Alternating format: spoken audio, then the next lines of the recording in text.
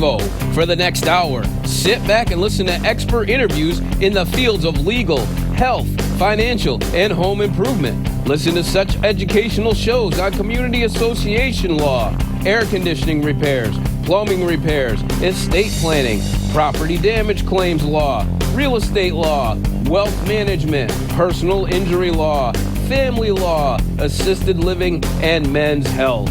Now sit back and enjoy the next hour of Ask the Experts.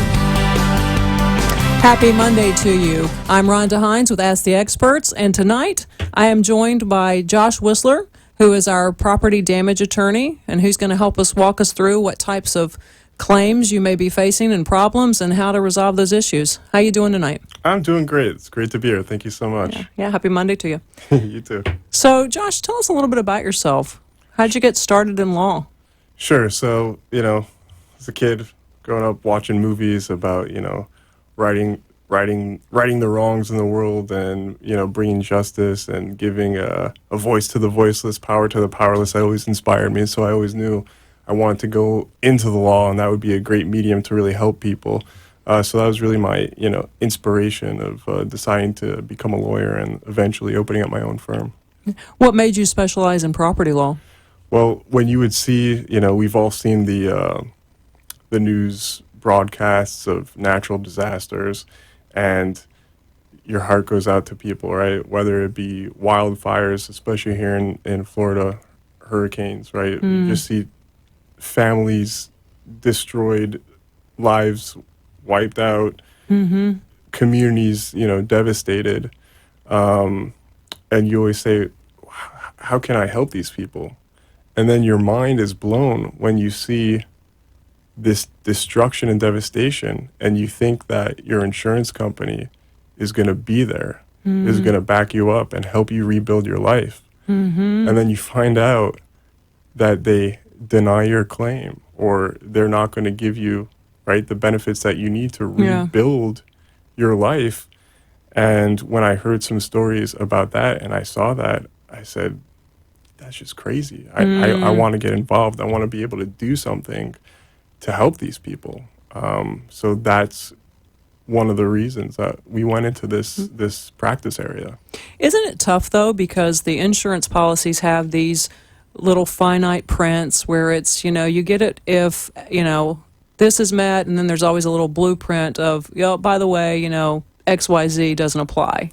So how do you get around that? Right. So we know that the insurance policies are written by insurance company lawyers, right? So they're made specifically to be read in the light most favorable to the insurance companies. So it's like the house always wins in Vegas. Exactly. So that's why you really need somebody on your side who knows how to parse out and how to use the policy in our benefit. I like to make the analogy. It's like going to a bank, right? And you go and you deposit $1,000 into the bank, and then a week later, your washing machine and dryer break, and you need that $1,000 back. So you go back to the bank and you say, "Can I have my money?" And they say no. You say, "What do you mean? I was here last week." They say no, and you're like, "I don't understand." And they pull out this 100-page contract, and they say, "Well, remember when you opened up your account, you signed this." And that money's gone. Right. And they say, "Well, when did you come and make the deposit?" And you say, "A Tuesday." And they said, "Was that in the morning or the afternoon?" And you say, "It was the afternoon." And they say, "Did you go to teller 1, 2, or 3?" And you say, "I went to teller 3." Well, they say, "Oh, well, see, that's why. Because if you look on page 47, subparagraph A, subpart 2, it says if you deposit on a Tuesday in the afternoon at teller 3, we don't have to give you your money back." And that's basically what happens to most of our clients and a lot of people, is that they're paying their premiums, whether it's hard-earned money, right, annually or semi-annually. And when they're making their claim to try to get the insurance benefits back from the hard-earned money that they paid into, the insurance company says, "Sorry, we're not gonna pay you anything. We're not going to honor it." Right. What kind of claims do you handle? What type of property claims? So we handle anything from large loss hurricane claims to mold claims to water damage, like if your pipe breaks in your house, vandalism for business owners, if they have business interruption issues. Okay, so if they lose business based on Right. vandalism, theft, any number of things. Any number of things, and they have to close down their business, or they've lost contracts because they couldn't operate at full capacity. There is coverage for that. Isn't that tough to prove that they've lost business or lost contracts? It is. So that's why I always tell my business owners it's so important, A, that you have a really good accountant who's keeping track of all your financials, so you can say, hey, the past 3 months, this is the amount I'm making. This month, my profit and loss was much lower, and you can compare it to your past months or your historical months of that year. For example, if you're in the tourism business, right, high season you're going to be making more money than low season. So you'd want to make sure that your accounting is in order so you can show the insurance company what your real damages are. Right. Aside from theft and vandalism, what are some other type of business losses that people would incur or could incur? Well, I mean, you've got plumbing issues in businesses. We saw there was in the news, was it a few months ago, there was an explosion. The toilet blew up? There was an explosion. I don't know if it's the toilet or not. Whoops, we got a problem. There were definitely some problems, and they had the fire department came. They had to close down. So there's a whole slew of things that just come unexpected, and that's a good one. If any of your toilets exploded, let's. Some tired worker decided they were going to get a work ring. So those are some examples. If there, of course, fire, like why you're mentioning the fire department coming, makes sense. There's a number of ways you can lose business, right? But that's where you come in to defend them and say, hey, we can prove a loss. You use their accounting team, and then your skills to hopefully convince the insurance company to do the right thing.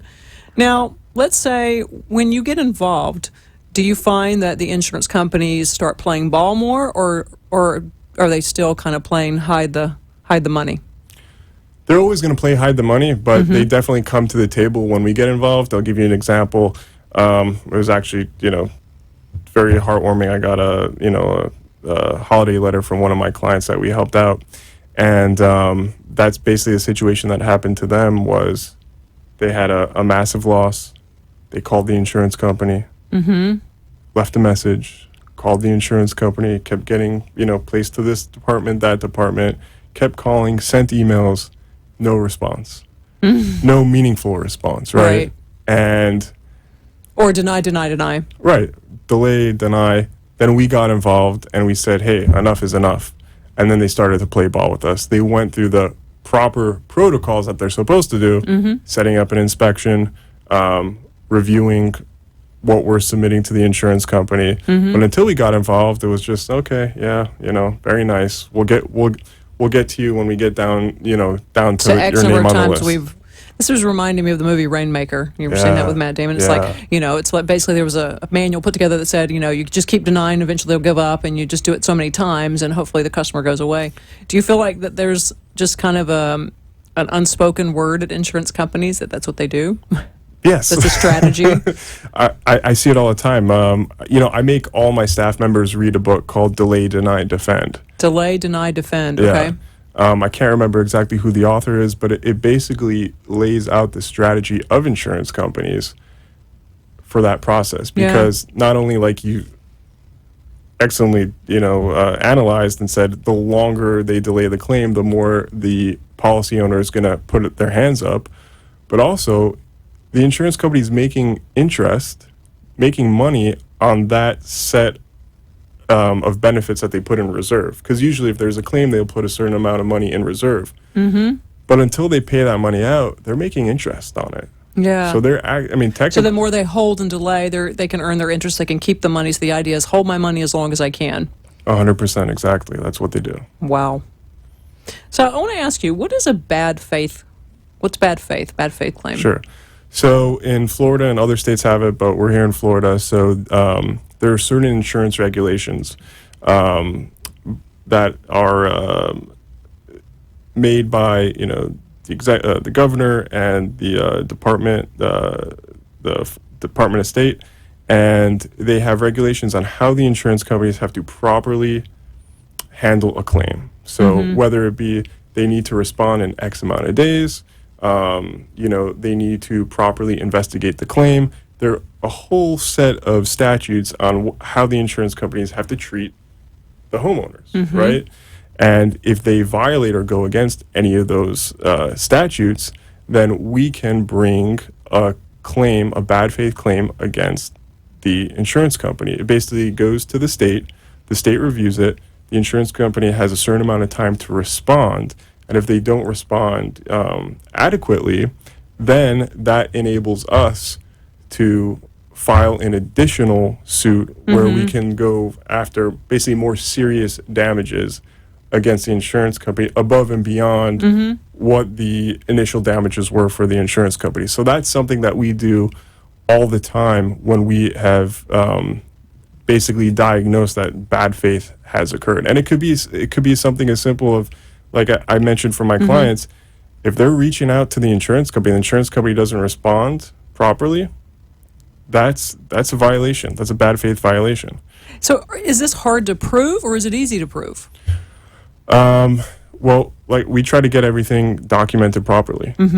So if they, I mean, we've had situations where they've just like bold-faced lied, and they said, "Oh, well, we didn't respond this way because you never submitted your proof of loss." And of course, you've got the documentation to prove it. We have the proof to show that they actually did receive the proof of loss and responded to it. But because if you can't prove it didn't happen. Exactly. So that's why I tell all my clients, if you're dealing with the insurance company, before you come with us, make sure you have everything in writing, because until you do, it's he said, she said, right? So we want to be able to prove with specificity when they violated a bad faith action. And it is a very fact-specific type of process. And any of your listeners can Google civil remedy notice in Florida, and you can search, all the filings by every single insurance company to see what type of complaints are made by them. So you can check your own insurance company and see what's there. It's public information. It sounds like, I don't know if this is a recommendation you give your clients, that you start keeping a log immediately of the number of times you've contacted, of course tracing through email, but I called this date, I spoke to this person, this was the information I was given, just continually keeping a log. It's so important. And the clients that do provide that to me, their cases move much faster because we have the actual facts to prove. And it's organized. Oh, yeah. It's so important. Josh, give everybody your website and your phone number. Sure. It's whistlerlawfirm.com. And we've got two numbers, either 561-708-0513, or we have a toll-free number, 833-529-5677. And you service all of Florida? All Florida. We've got offices all over the state, and we have cases all over the state. So you can go anywhere, yeah. And so you go to the Panhandle. Have you had some cases up there because of the hurricanes and things? Not just the Panhandle. We have quite a few clients from Mexico Beach, which was the epicenter of the hurricane. That was Irma, right? That was Michael. Oh, Michael. Yeah. Okay. And then we also have Hurricane Irma claims. We have cases from Marco Island, which that was the first point of contact that the hurricane happened. So yeah, from the Panhandle down to the Keys, everywhere. We're going to go to a commercial break, but when we come back, I want to talk about what's a great homeowner's policy and types of coverages you would recommend, some problems that you face with damage claims from homeowners policies, etc. But yeah, we'll be right back after the short commercial break. Yeah.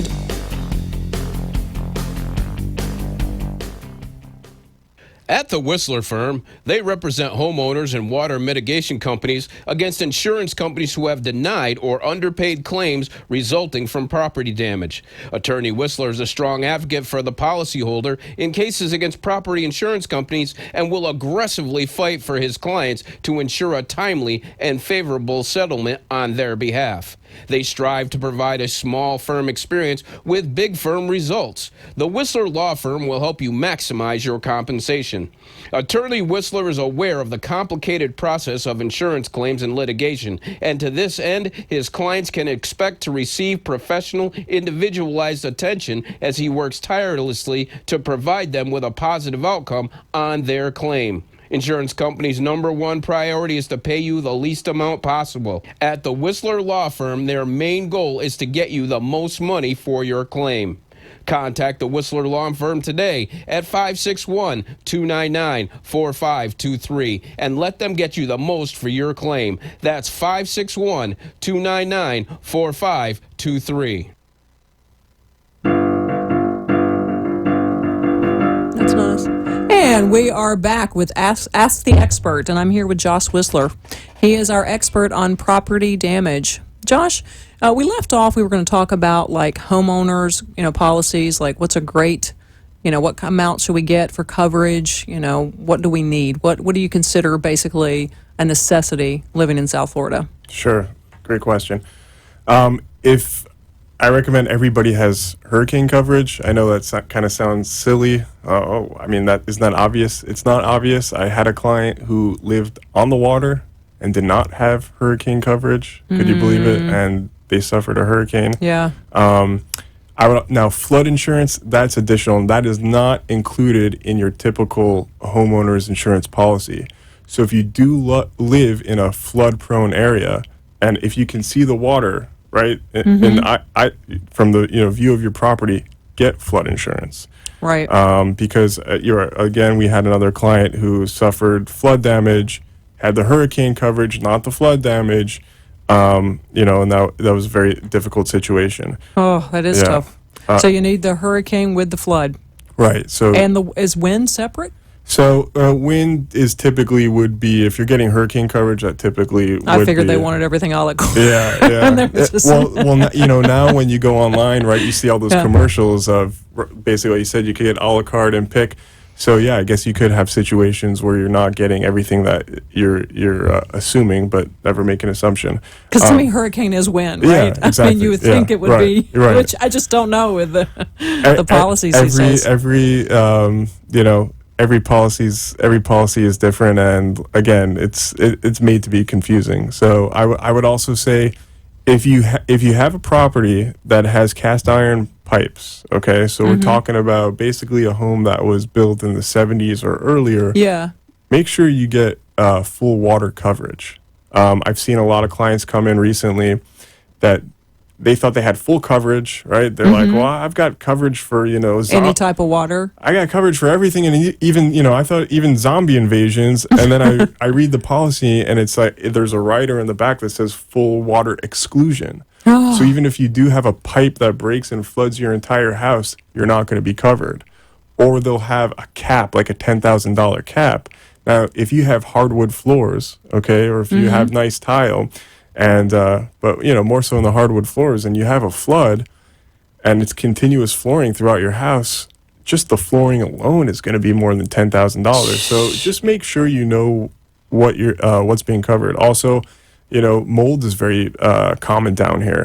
So I've seen policies that have a full mold exclusion, so you want to make sure you have that. That's definitely a necessity here. 100%, yeah. So there's a lot of things, like I know people are looking to get the best deal, but a lot of times, especially in insurance, you get what you pay for. Yeah. So paying an extra $25 or an extra $50, might give you an additional $50,000 in coverage. It's worth it. So don't just go for the cheapest policy. And I always like to tell, your viewers, it's one of the services that we do, a free policy evaluation, so we can help you identify if you have any holes or gaps in your policy. So if you do go to our website or contact us and you send us your policy, we would be happy to do a free evaluation to let you know if there are any holes in your policy. Oh, so before you purchase the policy, people can just come to you and get some guidance or their current policy, if they're saying, I'm not really sure, my agent, kind of sold me something, I can't get a hold of the agent, or I bought it online, and I don't, again, the policies are written by insurance company attorneys. I'm not expecting the common person who's not in this industry to understand what it means. Right. So we can definitely let you know. Because nobody reads their 100-page policy. No. But that's great that you offer that to folks. Yeah. I think that's really beneficial.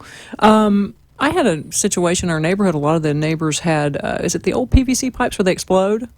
Yeah, and I mean, unfortunately, a lot of people didn't have that. There was an exclusion. Yeah. Those types of pipes were swelling and bursting. Unfortunately, the contractor, that's what he used in most of the homes. And it was just some people were, I mean, couldn't live in their home, didn't have the money for repairs, insurance didn't cover it. I mean, it's serious. Yeah. And that's You also, just never know. you never know. You have no idea where it's going to come from. So you want, full coverage.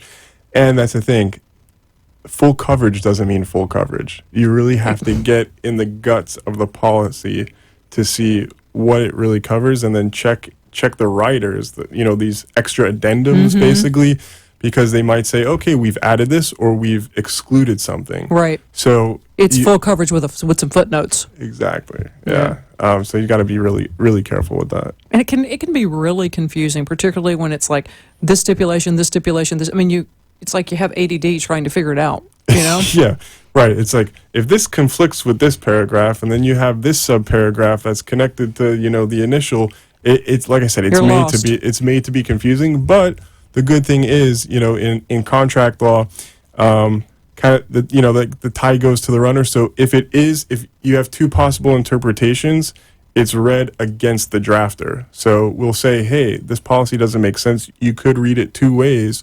So therefore, judge, you should read it in our favor because they were the ones who wrote it confusingly. Is that how the judge often looks at it? Yeah, so that's a concept. It's a concept in contract law that if you can have two different interpretations, so you read it against the person who drafted it because they have the responsibility for making it clear. But now most people, right? If you're not represented, you're just going to take whatever the insurance company tells you it says. You're just gonna get it. Right. So how many people do you think actually just kind of get turned down the first time and give up? It happened to my own grandma. It happens. I think it's very common. I mean, it's so common that even I don't know if it's just a Florida thing. I deal with mostly here. It just seems like I see it all the time. But again, I take you back to different when we were experiencing different hurricanes, and you see homes that are totally fallen down, or there's just a slab left. Like you'll see, there's just a toilet left, and the insurance company still gives you problems. So if you're going to have a situation where you have a total loss, or that home is not habitable, you would think that's obvious that they would pay you. So if in those situations they're not paying you, I can guarantee you're going to have issues on lower level type of, smaller type of damage claims. Right. Well, let's say that the home is damaged with mold. Let's say you've got water damage. What are your rights as a policyholder? Do you have to basically leave your home and just wait and kind of fight it out with the insurance companies and go to a hotel on your own dime, or how does that work? So there's usually a portion of your coverage that's for living expenses, that if you have to move out, so you would want to make sure that you have enough coverage there. Basically, it's if you have to stay in a hotel and you have out-of-pocket expenses, so that's typically covered in your homeowner's policy. But the insured does have a duty to mitigate their damages.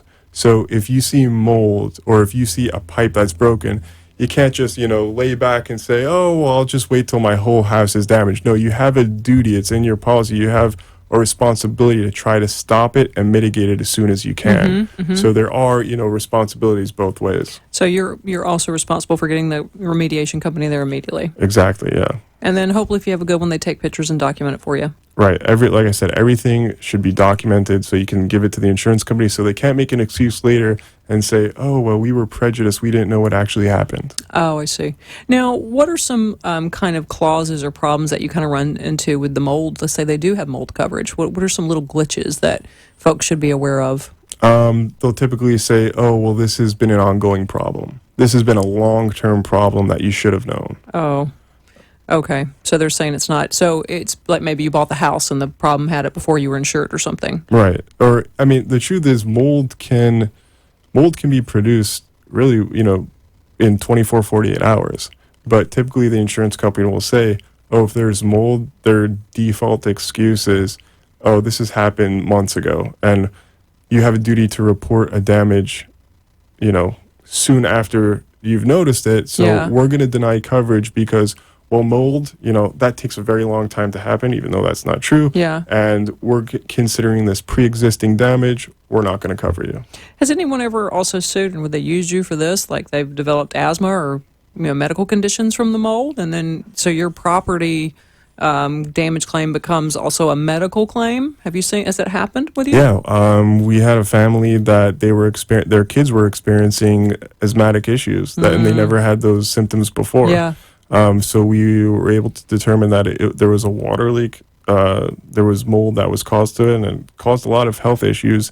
And still, the insurance company, was dragging their feet. We put on the pressure, and we're able to get them compensated for those issues. So definitely you coming in, as we talked about earlier, can, get the insurance company to kind of be more responsive, kind of put a scare into them. We put the pressure on. We put, we put in the screws, put the pressure on. We file, like I said, civil remedy notices, which most people really aren't familiar with. Yeah. And that makes the insurance company on the hook for additional liabilities. So they tend to get scared of that. That's another thing, that's why you want to make sure that you have a Florida-based company or a non-surplus line insurance company, because if you have a surplus line insurance company, they're not beholden to the bad faith regulations. Yeah.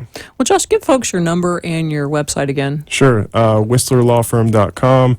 You can Google us, find us on Facebook or LinkedIn, and you can call us at 561-708-0513 or our toll-free number, 833-529-5677. And like I said before, if you'd like a free policy evaluation, my team is happy to provide that for you.